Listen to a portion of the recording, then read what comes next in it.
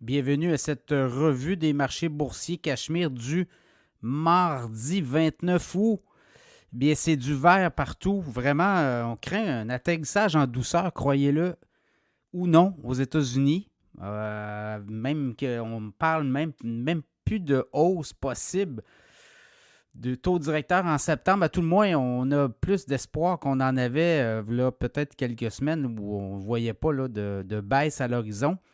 Mais là, avec les chiffres, notamment sur l'économie américaine, moins de création d'emplois, en fait, d'emplois vacants. D'emplois vacants. Donc, ça indique que, oui, l'économie tourne, mais ça donne aussi des munitions à ceux qui disent qu'ils pourraient ne pas avoir de hausse des taux directeurs en septembre.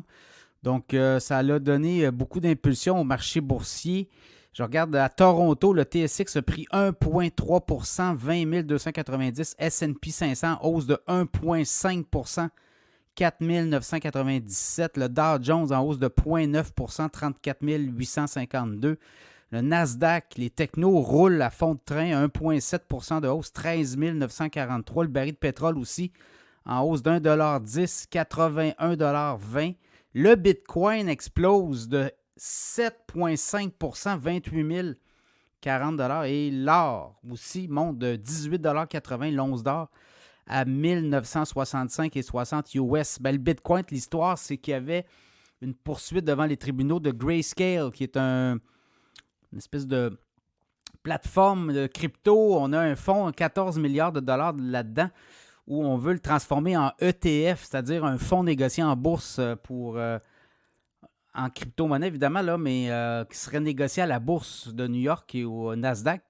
Et là, la SEC s'opposait à cette décision-là et on avait porté ça en appel. Et là, la Cour d'appel aux États-Unis a donné raison à Grayscale qu'il pourrait effectivement transformer le montant d'argent en crypto-monnaie dans un fonds négocié en bourse et l'offrir aux investisseurs. Donc, ça a donné beaucoup de munitions parce qu'on attend ça aux États-Unis. Il y a plusieurs demandes. Et ça pourrait être, voyez-vous, c'est les tribunaux qui forceraient, parce que la Securities and Exchange Commission ne veut rien savoir des crypto-monnaies, ou à tout le moins laisse entendre qu'elle ne veut pas voir ce type de produits financiers distribués à grande échelle aux États-Unis au niveau réglementaire. Et là, ça viendra un peu contrecarrer la SEC. Ça va être à suivre, mais ça pourrait donner des munitions là, aux crypto-monnaies et peut-être même éventuellement la naissance d'un ETF aux États-Unis. On en a au Canada des ETF en crypto-monnaie, mais les Américains n'ont pas directement, donc ça va être à suivre. Sinon, les autres nouvelles, je regarde vite. Best Buy, très bonne nouvelle pour Best Buy. On a eu des bons résultats financiers, donc ça a fait monter le titre. Par contre, sur l'année, on a un peu révisé à la baisse les attentes. Donc, le commerce au détail se porte quand même assez bien.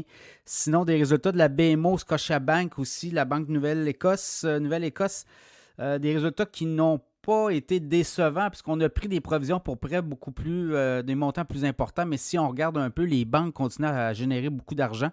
C'est le cas de la Scotiabank, la Banque de la Nouvelle-Écosse, dont le titre a monté aujourd'hui, la BMO aussi.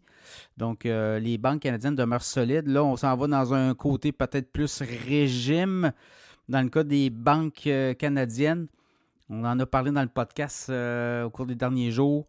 On pourrait avoir un petit régime minceur. On va peut-être avoir des compressions éventuellement dans le monde bancaire canadien. Sinon, les technos, Nvidia a monté tout près de 20 $ Tesla, Apple. Alors, est-ce que les vallées verdoyantes, est-ce que tout le début du mois d'août est effacé? À tout le moins, on est revenu presque à zéro, là. Donc, on pourrait commencer septembre sur un bon pied. Ça sera évidemment à suivre.